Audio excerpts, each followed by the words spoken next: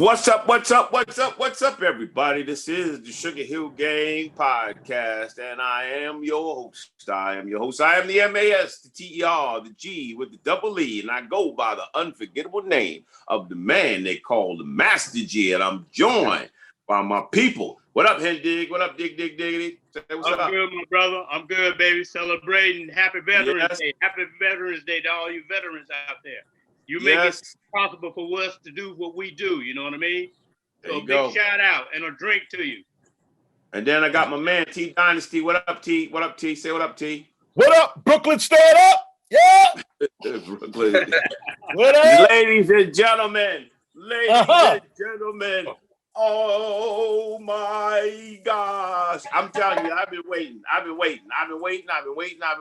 want to just say, it's truly happening today. We have live in person on the phone, Talib Kweli, ladies and gentlemen, Talib Kweli. Oh my goodness. Yes. How you doing? How y'all doing? I like that live in person on the phone. I like that. Yeah, that, right? That's the word. Hey, that's the world we living in, Talib. That's the world we live in. So.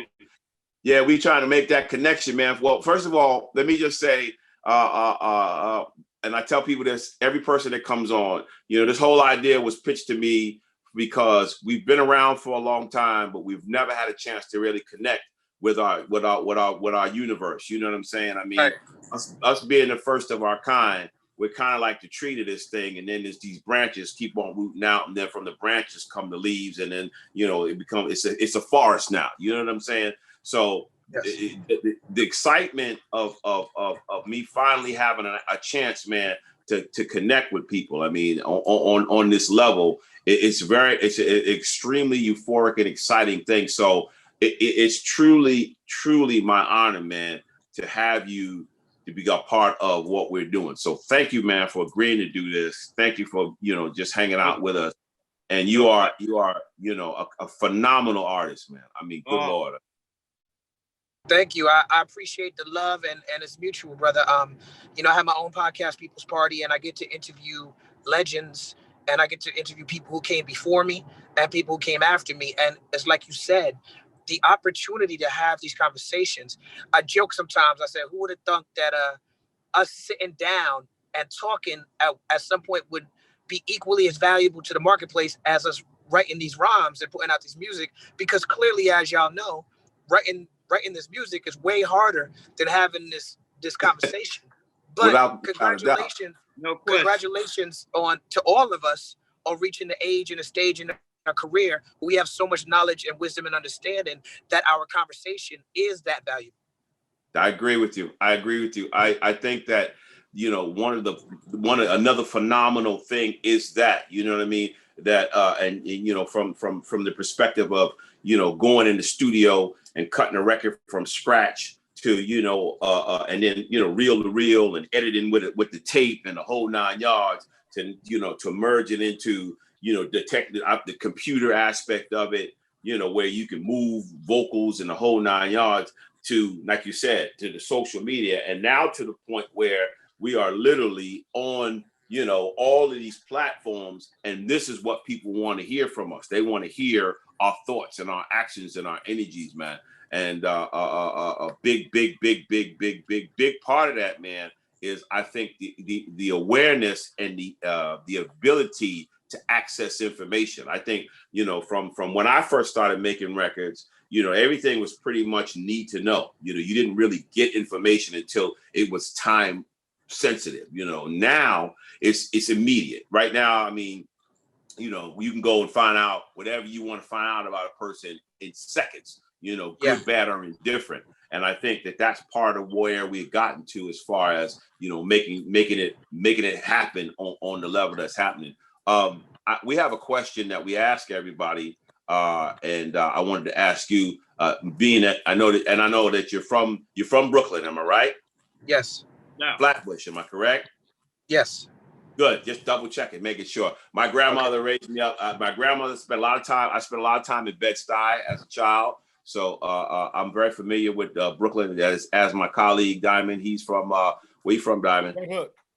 Red Hook. So we got a little thing going on there. But so tell us, do you have a Rapper's Delight story? Where were you, or what was your exposure to either the first time or your opening to Rapper's Delight? We ask everybody, and I think you might be able to have a cool one for us since you come from the area.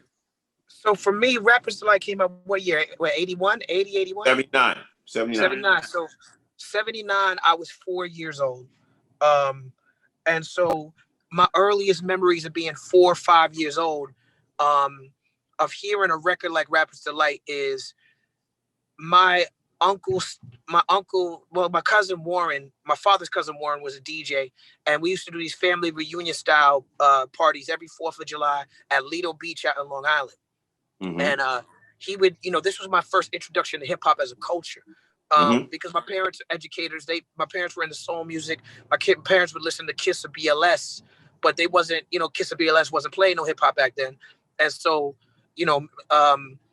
seeing Warren set up his turntables at these family events and the records he played, I think I want to say Good Times and Let the Music Play by Shannon and stuff like that would be the first records that sounded to me like what hip hop later developed to be.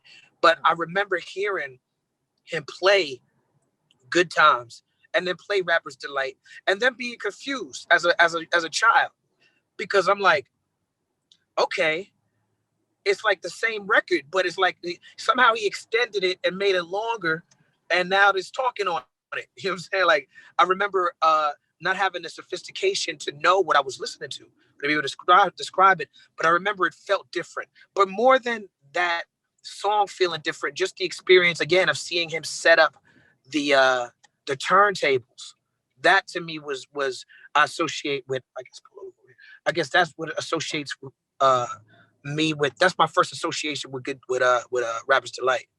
So did you start? Did you become part of? Did rap music become a part of you early on, or did it take time? Yeah. No, it didn't.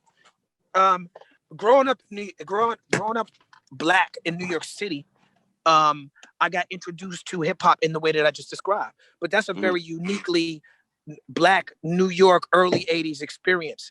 I didn't get into, my parents wasn't into hip hop, and I didn't get into hip hop until junior high school when I started liking girls.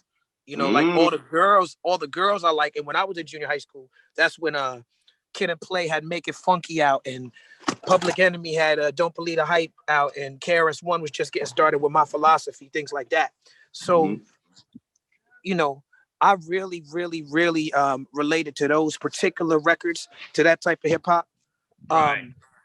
But it was really the girls, the girls was into the hip hop, and in order to get down with the girls, I had to know the music. But I was always good with the writing. I was writing plays and poetry, so I always had pen skills, and I just used my pen skills to start writing rhymes. So that was like in junior high school.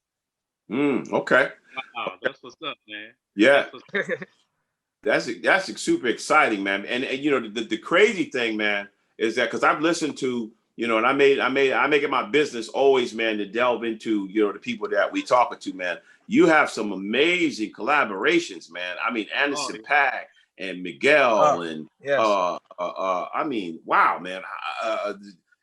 Just the Friends and Family. I listened to Friends and Family. That is a very significant song, man.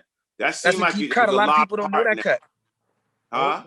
That's a deep cut for me. A lot of people don't know that one. And I'm gonna tell you something, Talib. Like I said, you have a catalog of music, but I was drawn to that particular song because I wanted to hear what your thoughts were on that.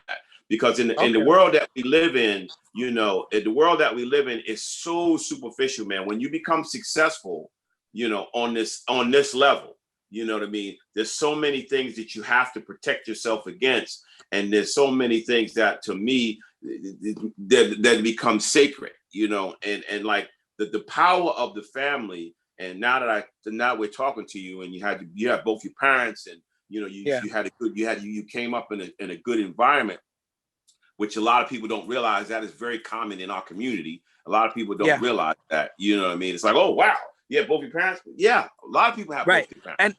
And even in our communities, because of the systemic racism and oppression, we have sometimes in our communities what's referred to as broken homes, but it's really not. Broken homes is not really a good term, because it's like, even though people might not be married, you know, you got men going to jail, you got men who just can't get jobs, you know, even whether or not people be married is stuff, the family still be intact. We have more blended families in our community. Absolutely. There's a lot of times when the father might not be in the house, but the father is present in the person's life. Or there is some individual, like in my situation, I didn't know my biological father, but I always had a male figure around me and in my situation. So a lot of the things that, you know, I learned about how to be a man, it came from the man that I saw, you know, day to day, good and bad, but the fact still remains that situation was there, and we don't get enough credit paid to our situation. Like you said, it's not a typical, you know, Leave It to Beaver kind of thing that, you know, was playing out on television, because it's real life, and life is in real time, and things go down and things happen. But, you know, we have to get people to understand that. Part of the reason why I feel, it's, again, talking to you, I can understand where you come from lyrically, because of the educational background, because of the setup.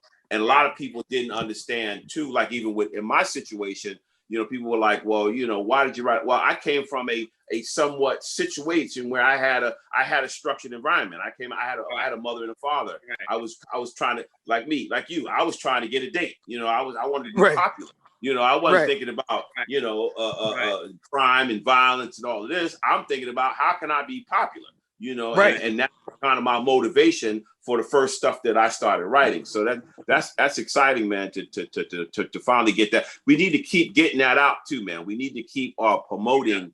That's why I said the friends and family song was very important to me, man, to sit and listen to that. I actually listened to that with my wife. What I do nowadays is, with the technology, I got the phone and I got the the earbuds, and I'll put an earbud in my ear and I put one in her ear, and then I play, you know, different things for her, because my wife is much younger than me. My wife is 47. And so she's a little bit more in the speed, like she's in the more of the rhythm of you guys, you know what I mean? And it becomes a part of, you know, how we connect, you know what I mean? Because when I said Talib Kweli, she was like, oh, wow, okay, yeah, right on. You know, so yeah, man, yeah, definitely. So where are you at now, man? I mean, I know we're at the place where, what I mean by election wise, where are you at, man, on your views of how this thing is going down? I mean, I'm just jump into it because I know it's like the most it was right there on that. It was right on that. Yep. Go on. Yeah, right. I mean, what were your thoughts, man? I am very happy that Trump is out of office. I'm definitely someone who considers myself anti-Trump. Amen to that. Yeah. I'm anti-fascist. I'm anti-racist. I'm anti-sexist. I'm anti-corporatist. I'm anti-everything that Trump represents. As far as Joe Biden and Kamala Harris, as far as politics-wise, neither one of them are politicians that I was particularly excited about. But I do believe that when you have a contest, whereas the only two people who could win are Trump and Biden, then I don't think it's a sound argument to say that they compare. I don't think that as much, with all the criticism I have for Joe Biden, all the things he's done throughout his career, many of them that have been detrimental, particularly to people of color. I still haven't forgiven Joe Biden for how he did Anita Hill when she was testifying against Clarence Thomas. But even with all that said, I believe in growth, and I consider myself a progressive, right? And when I look at, there's very few candidates that I respect because of their progressive politics. But when I think about who they are, Alexandria Cortez, Bernie Sanders, Rashida Tlaib, Ayanna Pressley, these are politicians that align with my progressive values. And all of them were very critical of Kamala Harris, and all of them were very critical of Joe Biden, but all those people I named, there's room for them in the Democratic tent. And all of those people I named, they voted for Joe Biden because they understand harm reduction. They understand that progressive politics means that you have to give people room to progress and grow. Yeah. So when Joe Biden, who was one of the architects of the 94 crime bill in 1994, says in 2020, you know what, that was a mistake, and let me work on criminal justice reform, and let me get with activists and people who are working on that to try to correct these mistakes. That's something that I feel like us as human beings, we have to support people's growth, and not just the growth of people who agree with us, but the growth of people who previously didn't. Mm-hmm. Exactly. I agree. I agree with you 100%, man. Talib, my question is, did you always knew that you was gonna be political, or do you consider yourself an activist? That's a good question. Early in my career, I consider myself as someone who made music that was the voice of activism, or made music that could help activists. Not until later in my career, maybe around 2013, 2014, I did an album called Prisoner of Conscience. And I've always been involved in activist causes. I've gone to marches and protests before then. I've made activist type music, but not until Prisoner of Conscience, where I'm naming an album Prisoner of Conscience. I was like, how can I name the album Prisoner of Conscience and not really do everything I can to speak out about actual prisoners of conscience. So I got more active around that album. Went to see Mumia Abu-Jamal when Trayvon Martin was murdered. I got active around that. When Mike Brown was murdered, I got active around that. And that's the first time I started sort of really taking a leadership role in the activist space. I was always considered an activist, but I would always use my spotlight to point to other activists. And around when like Black Lives Matter first started, I started getting more involved in that work. That's great, man. Cause to me, I think that's, you're chosen for that. I don't think anybody can assume a role that you're assuming, because a lot of people they know what's right from wrong and they want to do the right thing, but they don't have the know-how or the likability or know how to connect with the people. I think you know how to connect with the people through your music and through your lyrics and stuff like that. So I think you do a great job in communicating and getting your point across. Thank you. I work hard at it. I mean, even back in the day, I mean, talking about, collabos, Most Def and all the rest of that, the message was positive and it always it gave influence. How do you feel about that as far as looking at go back to like 2010 and look at what you were doing and the things that you were saying and the positive notes to where we are now, where it's like, if you were in the club, your chain is mine, your what's the name? How you feeling about that, fam? I'm sorry. I'm so sorry. I was looking for my keys. Can you ask that last question again? It's all good. It's all good. I was just saying. We in real time. This is real time. Got the real thing. Okay. No, but I was saying, like, when you go back to the days, you and Most, doing your thing, and y'all was talking about positive things, and now you push forward to where they're saying, like, if you come in the club and your chain ain't tucked, you know what's up and all the rest of that stuff, and they're feeding these sponges that we have at home, these little kids sitting in front of there with their cereal bowl, thinking that like this is the light. Like when G was doing his thing when he first came out, they talked about glamorous things and all the rest of that. Mel came, they talked about the gritty city life. Now you're talking about something, and for I would say at least 80%, I think you could confirm with me that 80% of the people who are talking about it ain't really about it. But that's the conversation that they're having and that they're portraying. How you feeling about that? I mean, I think hip hop, when you talk about the organic roots of hip hop, it was more egalitarian. It was more really about the people. You had rappers who was like, talk about the gritty life. You had rappers talking about, being flashy. You had rappers wearing a lot of gold. You had rappers wearing black medallions. It didn't matter what you was into as long as you was true to your hip hop. I would even say that, even with misogyny, how hip hop, the lyrics are very misogynist. Back then you didn't have that because, in my opinion, you didn't have that because there was no capitalism involved. There was no profit. People were making profit like that. Once the profit gets involved, we live in America, so sex and violence sells. So once hip hop becomes a $1 billion industry, then the hip hop that gets pushed, people are still making beautiful hip hop, beautiful diverse hip hop, different type all over the world. But the hip hop that we see pushed in our faces, the hip hop that's on the radio, the hip hop that's on the billboards, hip hop's on the TV, is overwhelmingly sex and violence that they selling, and it's because that's the things that's selling this society. And young kids come into that really not knowing that they're being marketed to. They come into that thinking, well, this is what hip hop is. And that's not really what hip hop is. That's what hip hop is being marketed as, and that's the difference. Yep. No, that's a great point. And and this is the thing that a lot of people I work to try to explain to a lot of people that when it went from being first for the art and second for the money. See, when I first started making records, I did it for the art of it. I had an opportunity to do something on a high level that I was given the gift to do. Yes, the bonus is to be successful. Everybody wants to have, creature comforts, and you want to live good and you want to have a good life. But that wasn't the driving force. The driving force was how I have an opportunity now to express myself.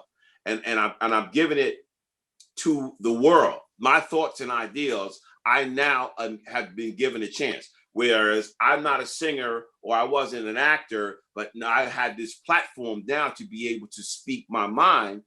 That was a very beautiful time, because right after us, that's when it went into the other atmosphere. I call it like the stratosphere, because once corporate America, I mean, we're talking about a situation where Mike and Hank did we recorded a Coke commercial, sent it to Coca-Cola, and they didn't even give us the time of day, to the point where it jumps from that to, there's not an ad on television that, I'm just listening to today that the Old Dirty Bastard, they got a laundry commercial, and they're using one of Old Dirty Bastard songs, and a dirty, they're using that. So that's been a wild concept, and sometimes it's very difficult for me to get people to understand that the reason why people are driven to the hardness and like you said, the misogyny and all of that is because they are trying to program the masses, man. They're programming the masses. Without a doubt. And just to piggyback off of that, Travis Scott just did this deal with McDonald's of all people. And the little, big shout out to him. Get it while getting this going. No hating on him. But they made these little dolls, right? And they got these little dolls. And they didn't make about 15 of them, and they're going for $55,000. That's what they trying to sell. And really? Like I said, I'm glad I'm still alive to be able to tell you, like I said, McDonald's, Coca-Cola, none of those corporations gave us the time of day, and we were the hottest thing in the world. Rapper's Delight is the biggest selling 12-inch in the history of music, period. And 79, 80, at that time, there was nobody hotter than us. And so that's where we're at right now, man. Give me, and I want to ask you this, Talib. Where do you find your most insight? Where do you, like for me, I'm a reflector. Like I could be riding in the car and literally just be like, I could be coming from the gym on my way home, and my mind starts to try to go into different dimensions. And I mean, like I might go back to 62, or somewhere around that time, and think about, like, for example, seeing a situation or being a part of a situation when I was 5 or 6 years old, and then looking at it again now that I'm almost 60 years old. The same situation, like Neil, I just watched this documentary on Neil Armstrong landing on the moon. Now, I was a baby when that happened, so it wasn't really, I wasn't able to compute, like you said. But now that I'm a grown man and I'm thinking about, him being the first person to land on the moon, and me being the first person to bring hip hop to the world, I actually felt the connection with him. Do you know what I mean? What I'm saying? That do you understand what I'm saying? Yeah. Could you expound on that? Yeah, I do. I've had those type of experiences all the time. It's like when you go to visit your elementary school and you're like, wow, these chairs look really, really small. Perspective. Perspective is everything. And but I think that I just think it's a blessing. I think it's a blessing to be able to. Even with this phone call, just me being on the phone talking to y'all right now. It's such a blessing. I'm talking to you as if I'm a child and I first heard your record, and wow. It's like, this is just a full circle moment for me. Right. No, I again, like I said, I'm so honored that I've been given an opportunity to do this, because, there's been so many times that in my journey with this, because my journey with hip hop and rap music has been, initially I loved it, and then of course with my own personal war, I ended up not even want to be a part of it. I didn't want to be connected to it, and then of course I came back to it, and I'm having another life with it. And so it's such an amazing situation, man, to be in this right now, man, and then to hear where you're at with it, when I clearly know that you have your music will stand the test of time, which is something that I want to make sure I let you know. There are a lot of people that are doing this. Hold on, there are a lot of people that are doing this, man. Yeah. Like I said, and when I first started, it was 3. It was us, Flash, and Curtis. We were 3. Now it's 300,000. There's a lot of people doing this, but I know for a fact, man, that your music will stand the test of time, because it has substance, it has depth, and it has reason, man. And everybody can't say that, man. Everybody can't say that. With that being said, I'm going to ask you, since we are at the point where I'm curious, do you have any questions for us or me or whatever? Yes. You just spoke on, you said you were dealing with your own thing, and you wanted to leave and go away from hip hop, and then, rest in peace to Hank, and y'all have had different iterations of the group. At this point, I know y'all went on a tour started a tour last year for the anniversary of Rapper's Delight. In this era where, well, let me ask you this, because I toured before the lockdown. I toured 200 days a year for 20 years straight. This is the longest I've been off the road in 20 years. So for y'all, now that we don't know if touring is even coming back, what is in store for the Sugarhill Gang? Well, right now, part of it is you're looking at it. The idea was brought to mainly me and Mike. Mike is always a part of what we do. It was definitely brought to me, and we had done a little version of this, and I had did a little something on my own before that.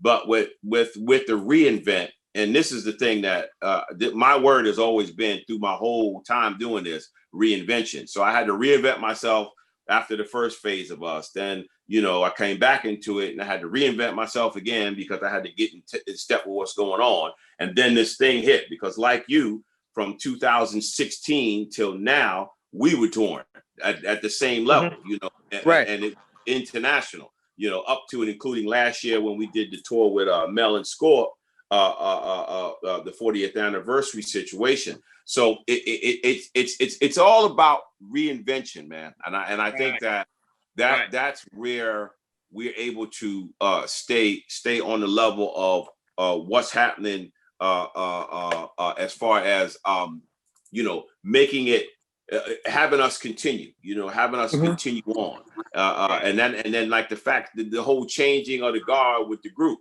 it was important for me personally. Another reason why I even made a decision to step back into it. It was important for me to sustain the memory, to make sure that people knew the real deal. Like, Hank, Mike, and myself, we're the triangle of this thing, and then from that triangle, everything comes as a result of that. So yeah, and I know you said you have your own podcast. Do you have like any tips for us? Because I'm always looking for knowledge. Do you have tips that we could do to I mean, I think what we're doing is very similar. My podcast is about celebration and celebrating people's contribution to the culture. So for instance, this week we have DMX. And DMX story was very interesting because there's a lot of little tidbits, a little salacious bits from his career. Yeah.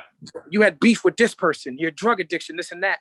And it's like, I really focus on making sure that the artists who come on my podcast, they come on because it's a safe space for them to be honest without feeling like they're going to be judged.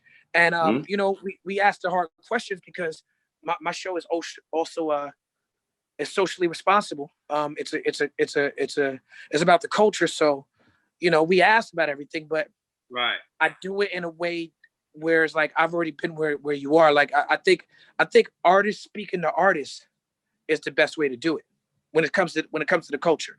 There's standout journalists. There's examples of journalists that are so good at their job that they become part of the culture. For me, my influence in what I do is two people in particular. Gil Noble, when he had the show Like It Is on ABC for so many years, and Reggie Osei, Combat Jack. So I try to do I did Sirius with him. I did XM with him one time. Yeah, like I studied before I went into my podcast. Studied Gil Noble, studied Combat Jack, and I just watched some great interviews. Watching great interviews really helped. Like Eric Andre interview with Larry King, or here's one of my favorites. I implore y'all to watch this one. Mike Wallace interviews Salvador Dali in the 1950s. Wow. And it's interesting because Mike Wallace is a legendary journalist. Yeah. But Salvador Dali, he was early in terms of owning who he was as an artist. So he was saying things that me as an artist and in our time make perfect sense. He was like, if you lock me in a prison with no paint and no brush, I will slit my wrist and I'll use my blood to write on the floor. Which to me as an artist, that makes perfect sense, right? Yeah. But Mike Wallace is like, he was just ahead of the curve. Like Salvador Dali was really ahead of the curve. So I try to watch like really, really, really powerful interviews. Another one I just watched was I forget the name. There's a program called Soul from the early 70s. And there was an episode where James Baldwin was interviewing Nikki Giovanni. Wow. So I just try to do deep dives and stuff like that. Nice. Very good, man. That's what's up, man. Kweli, are you open for verses, bro? And if so, who would you like to rock with? I try to work with as many people as possible. It's interesting that we started this conversation talking about my collaborations because I'll be DJing now, and sometimes I go on Instagram. But because we in the lockdown era, I feel like all of y'all have DJed before or have some sort of DJ skills. You know what I'm saying? So you already know that DJing in a nightclub with loudspeakers and drinks and everybody there is different from online or Zoom. And so it's different. So, but one of the things I like about the online is I get to do deep dives. I get to go places intellectually because I don't have to keep the dance floor the same way, Right. So I get to like, okay, I did one last week. It's only 5% rap. Like all the best 5% rap. Or I just do like everybody that Jaguar Wright be talking shit about. You know what I'm saying? I'll just play all their music. You know what I'm saying? Like but I was talking about, I feel that and I hear you, but what I was talking about is Swiss's joint. Who's? Swiss. Oh, the verses. Yeah, man. They talking about verses. Yeah. Okay, so I have thought about this, and I've actually already put my verses list together. Of the songs that I would play, because it's all about, as back to the DJing thing. The thing about the verses is all about selection.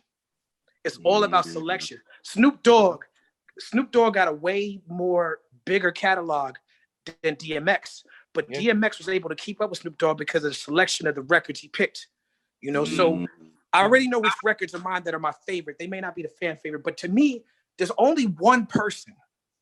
There's only one person I feel like I could go with a Verzuz and it would be evenly matched. Everybody else would be either I'm washing them or they washing me. The only person I feel like is evenly matched is Common. Ooh. Yeah, I'd love that. Yes. Okay. Yes. Okay.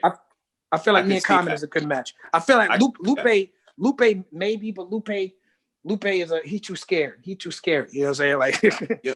Talib, that is so funny. Hey, Talib, whenever I get the information of who it is that's going to be on the show, I try to do that those not comparisons but likeness. You know what I mean? Like I try to put people in the same orbit, and that was I thought of Kendrick Lamar, and but I also thought of Lupe because of the simple fact that for some reason I just feel like you guys move in the same orbit, and then of course Common. You know, people ask me all the time, you know, in interviews, who do you listen to? You know, and I've been a fan of Common from the gate, and I love everything that he does, and you know, I love all the stuff that he's doing and how he's doing it, and I'm excited about, like I said, everything that you're doing. I don't even know if you remember this, but I'm gonna go deep. 2014, I think it was. We did this thing in Manhattan. This hip hop museum thing. It was in Manhattan. You might have been. I think it was right. 2014 was during the time that we were at war. I call that at war. That's when we were fighting for our right to do what we're doing right now. Fight for the name.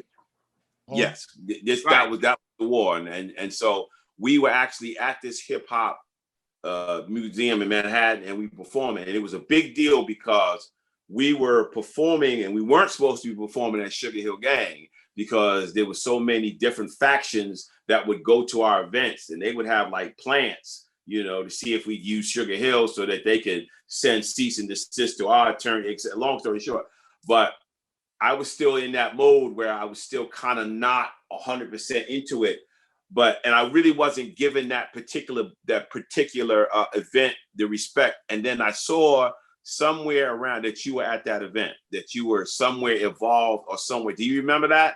You know what I'm talking about? I do remember that. I do remember. I don't remember the exact details, but I remember being in the building. It was in Manhattan, right? Yeah. Is that the one that KRS shut down at the end? No. I mean, it was something else, Henry. You know what I'm talking about. Yeah, I know what you're talking about. But what I'm saying that for a reason. I really wasn't giving it the credit that I don't even know whether it deserved or whatever, but I wasn't. And again, a lot of me was mentally somewhere else.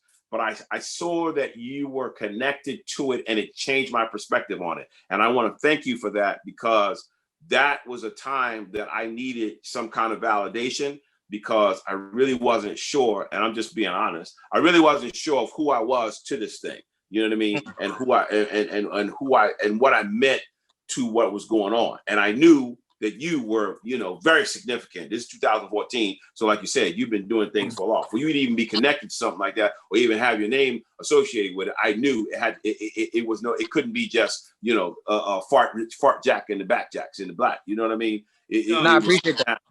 No doubt. So, Talib. Thank you for that. I want to say that. Thank you. All right. Do you feel like you getting your props as being a smart businessman? I don't consider myself a smart businessman. No? I think this is what I think. I think that I'm a talented artist, and I think that I'm an intelligent human being. And because I'm talented and I'm intelligent, I understand that the best way for me to get my music to people is to be independent and to be in control.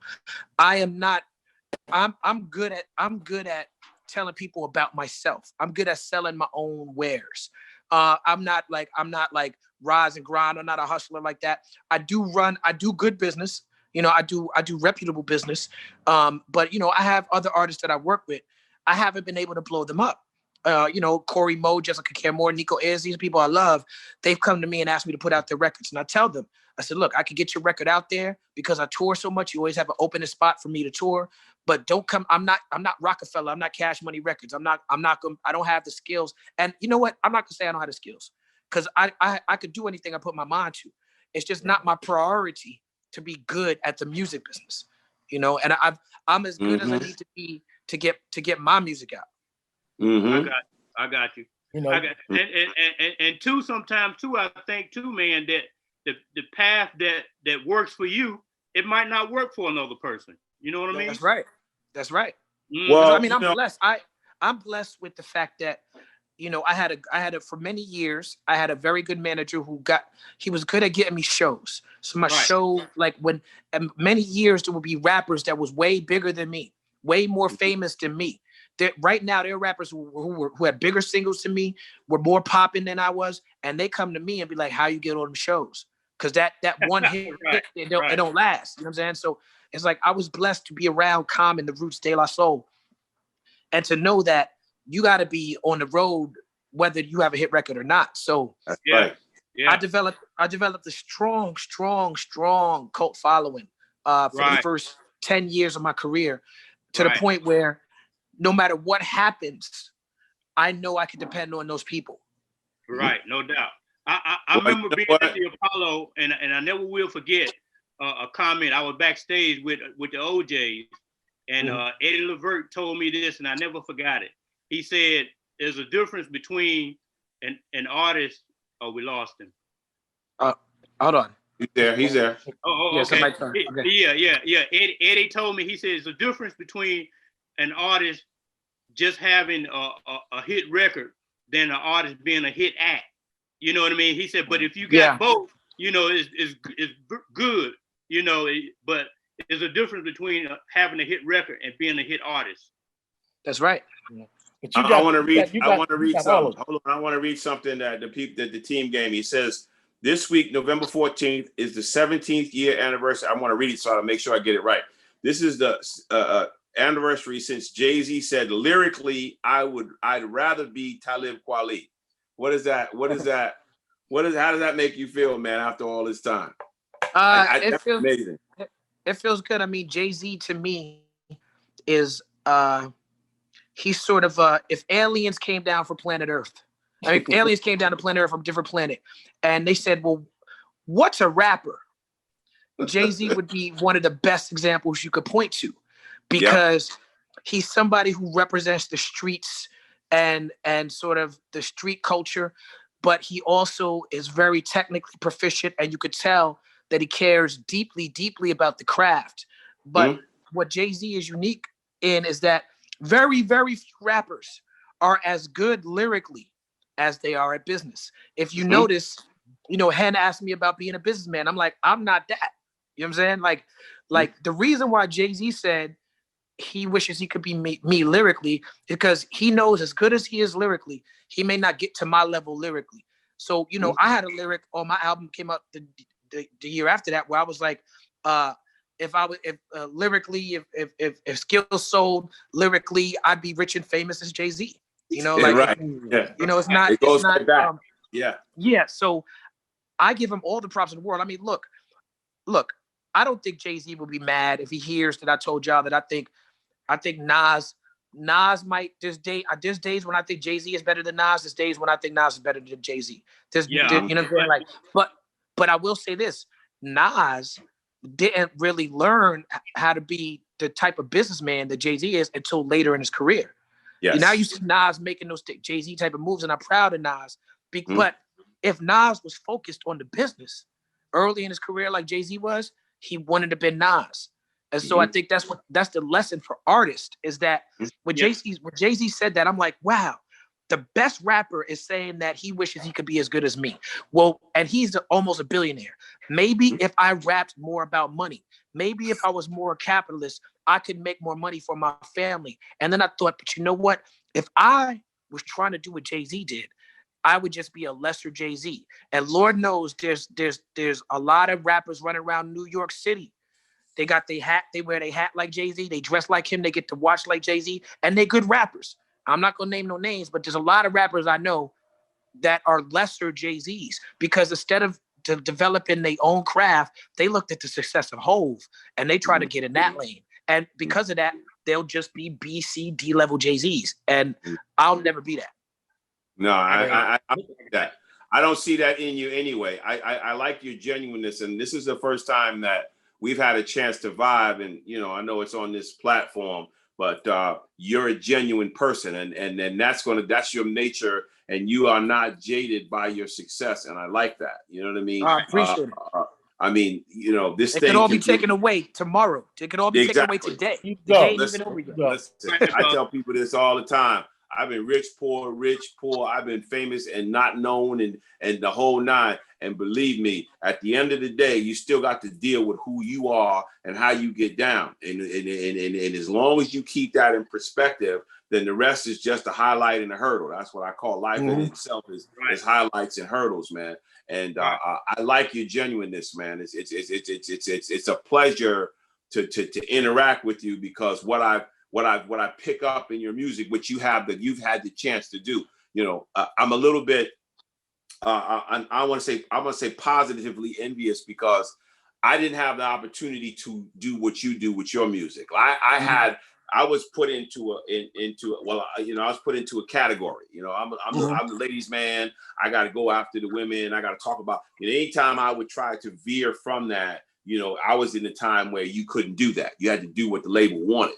So, I love the idea, man, that you can find out what kind of person you are by listening to your music. You follow me? Because like I said, I listened to the music, and as I listened to the music and I thought about it, and now that I'm talking to you, I see that you are definitely a reflection of your lyrics. You know what I mean? And that's an exciting thing to bear witness to, man. Yeah. I appreciate that.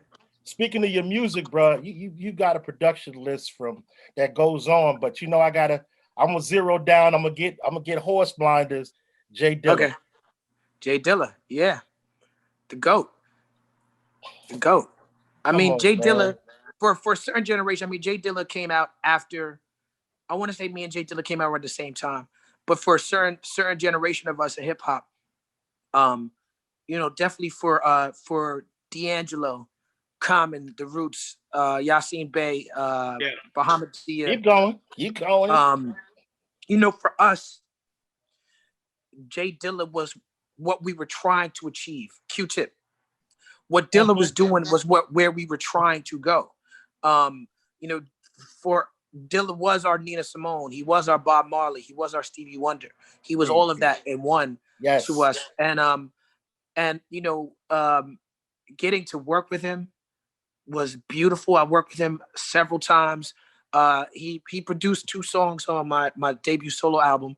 I actually flew out to Detroit because he was definitely the type of producer where he wasn't sending, if you were working with him, you had to go, like we all had the beat tapes circulating, right? But if you was working with him, you had to go to the D. And when you went to the D, it wasn't just go, like he had Frank and Dick pick me up and take me around and show me, he wanted me to see the city, God bless him, man. He spent the last few of his years in he spent his last few years in Los Angeles, and he was good friends with a good friend of mine named Dave New York. Now, Dave New York also passed away. Rest in peace to Dave New York. Dave New York passed away maybe 2 years ago. But I'll tell you this, Dave New York he's a Russian Jewish guy from Queens, grew up born in Queens, went to LA in high school, but became known as Dave New York in LA because he wore nothing but New York sports gear. On one arm, he had the Twin Towers tattooed. On the other arm, he had the Empire State Building. If he knew that I was doing the Sugarhill Gang podcast, he would lose his shit. And you know what I'm saying? And he was Dave took care of me when I was in LA before he passed away, and he took care of Dilla. If you see, you might have seen footage going Dilla's last performance in Europe, and he's being carried to the stage on somebody's shoulders because he was in the wheelchair at the time. That's New York. That's Dave New York. He's on Dave New York's shoulders. At the end of Baby on the Shining album, the song Baby with Madlib and Guilty Simpson. Baby. And at the end, he goes, yo, I got my man Dave New York in the studio. Yo, Dave, what you think about radio hip hop?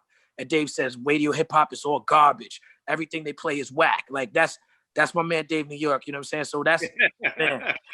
Was it a different type of experience with I mean, I know you said he was just the thing, but like the what I've gotten from most people that worked with him said that it was odd, like how he worked. He had a different mindset. It just like it flowed out of him.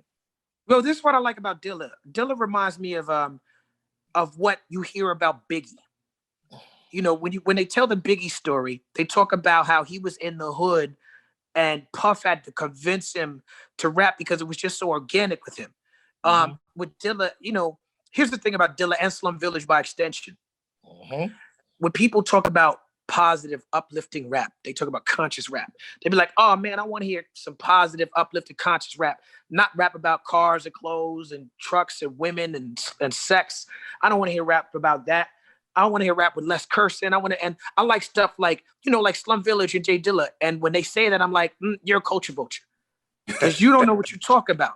Because if you listen to Slum Village and Jay Dilla, yes, the music bed was jazzy samples and it made you feel good music.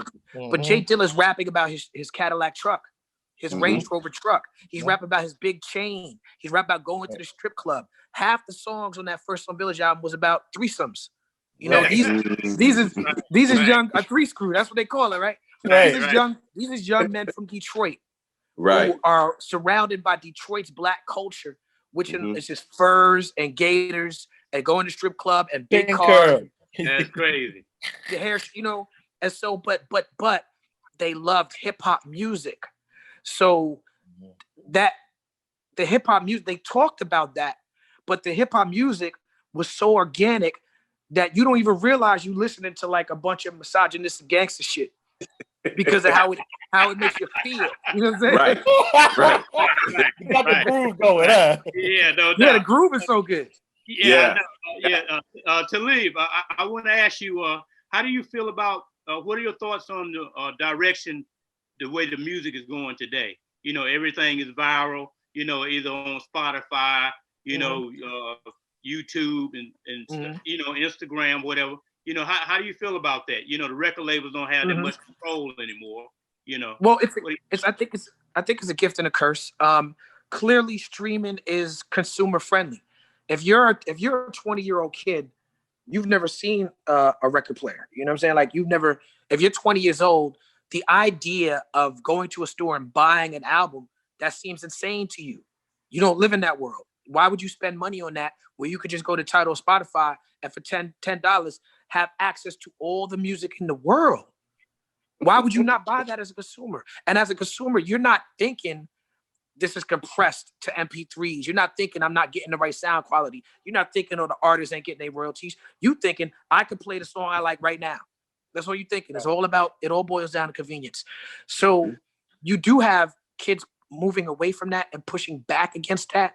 But what I think the gift is that the music industry can't market in the same way. Right. I mean, sure. Megan Thee Stallion and Cardi B had the biggest summer of the song with the WAP, right? And that song was marketed. And I you know, song-wise, music is subjective. Song-wise, I think it's a very good song. I think it's like musically, it's like a great song, but that's not the type of song a program director should be playing at 2 PM on the radio station when the babies come home from school. You know what I'm saying? But get that out of the schoolyard. yeah. But while that's the biggest thing, the people who love music and the people who determine what's going to be hot 2 years from now, they see through the marketing, and they more interested in, like, you know, Griselda and like what the boys from Buffalo is doing. I you know y'all mentioned Anderson .Paak. That's my dude. You know, Anderson .Paak and the people that he's around, the type of artists that he's around, Snow Allegra, you know, Dreamville, what J. Cole is doing with J.I.D. and Earth Gang, and, or, you know, like they music, they're taking their cues from Badu. They're taking their cues from Outkast. They're taking their cues, like they're forming their own idea of what's dope. It's not as easy to market to these kids. They see through it, and I like that. Do you think that it's hurting them once they get the music out? Like we said, this is basically a computer generated. The whole world is just on a laptop and on your iPhone. Hen and I were talking about this the other night, talking about my nephew. His name is Young Trip. This dude had sold over close to 4 million downloads.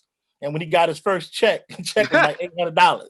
Because they go by that fraction of the penny thing, man. Right. You know, how do you think this is going to do? Like, because like G said, you started, you know, the art started, it's first for the heart, then, you know, then for the, but now. I wrote a song about that. If G's lyric is so clear when he says it, but it keeps resonating. But now, even if you're going for the money, like I just said, this kid had almost close to 4 million downloads, and he got an $800 check on that fraction of a penny thing.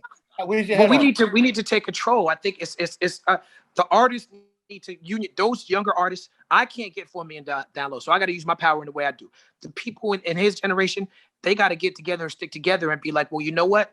Fuck Spotify. How about I'm not putting this album on Spotify? Like, you know, right now, 90% of people who get new music get it from Spotify. Yep. So they dominate in the market. Griselda blew up because they were just doing stuff on vinyl without putting it on Spotify, I think. Like me and Mos Def, we got a Black Star album done. Right. And the reason why we haven't gotten it out to the people yet is because all the deals that we get offered, they wanted Spotify. Now, me personally, I don't have a problem with putting it on Spotify because I'm like, I want the people to hear it. Mos Def is like, nah, that deal is not fair. I don't care how much of the market space they own. I don't want to put music on Spotify. And because he's my partner in the group, as far as Black Star is concerned, well, we're not going to be on Spotify. You got to come to us. And I don't have a problem with that. But that is a smart thing because I mean, look at what the Wu did with that last thing that they did. Oh my God, Kweli. That was sick. Yeah, it could have been better. They got taken advantage. It could have been better. Yeah, but the idea and concept, it was a brilliant concept. Yeah. I mean, just the idea to take one and say, listen, this is yours, and we're gonna put it in a crazy album, and nobody else can get it. One person can only own this damn thing. Except for Bill Murray. That was in the clause. Right. Bill Murray was the only one who could come and get it. Right. No, man, I'm telling you, man. Listen, man, this is man. Listen, I'm gonna wrap it up, man, because I know we gotta make it happen, man. But listen, let me say this to you, in all sincerity, man. My energy for hip hop continues to grow when I have a chance to do what I'm doing right now, man. You have ignited my soul for this thing. Oh, that's beautiful, brother. Thank you. No, seriously, man. I mean, I was in such a dark place with this hip hop thing, man, because of, you know, my own personal woes. And, you know, I am truly gaining momentum with every day, even in the fact that we sitting here, man. And like you said, I mean, I haven't been in my den in 6 years like this. You know what I mean? Right. I'm shooting. I play golf. I'm shooting in the 80s right now because, you know, that's what I do. I play golf and I go to the gym. That's what I do. You know what I mean? But my point is that my soul needed to be fortified and my energy needed to be amplified. And to do this with somebody like you, man, is mind blowing. You know what I mean? And I just thank you so much for giving us time, because I know your time is very valuable and you're doing so many things with so many people, man. I appreciate it. I appreciate y'all bearing with me while I try to find my keys at the beginning of this thing. I was doing an interview. I found them halfway through. That's why you see me sitting down there. Listen, man. It's real life, like you said. Yeah, we're at the point now where this is all how it goes. You know, in my day, somebody just showed me a picture. Funny, y'all. Somebody showed me a picture of me, Mike, and Hank laughing on American Bandstand with Dick Clark. Now, there was no way, shape, or form that I could have been like, hold on, Dick, let me go see if I can find that wasn't the deal. You know what I mean? Right. That would have been blasphemy. But we're at a point now where that's what you do. This is real life, and real life is part of. It's the Jetsons. It's like the Jetsons. It's right, exactly. This is real. People are doing. I mean, you know, I'm going outside to take the garbage. People want to know that their favorite iconic hip hop artist takes out the trash. You know what I'm saying? Yeah. You know, that's what we're doing. You know, which is crazy. Yeah. But man, again, all the best, man. All the best. So much. All the success. I want to see you, man. Hopefully, I'll see you at another event. And you know, again, I know you'll be back out on the road. I just want to say this before we go, though. We do this for everybody that comes on the show. You are now officially inducted into the Sugarhill family, brother. You are now gang. So from now on, when you see us and we say, "What's up, Cuzzo?" you gotta respond back with, "What's up, Cuzzo?" No doubt. All right, what's up, Cuzzo? No doubt. Yo, Talib, keep educating the people, man. I'm loving what you're doing. I always love what you're doing. And if you ever run for office, you got my vote. Thank you, brother. Appreciate y'all. God bless you, brother. Love. So listen, once again, y'all, this is the Sugar Hill Gang podcast. I love to love you. I appreciate you loving us, man. Thank you for listening. It's all about love and good music. Say good night, Hand Diggity. Shout out to the troops. Good night, baby. Yeah. Good night, y'all. Say good night, T Dynasty. Good night, T Dynasty. Say good night, Talib. Good night, y'all. Peace and love. Good night, Cuzzo. All right, man. Good night. Good night. We are out.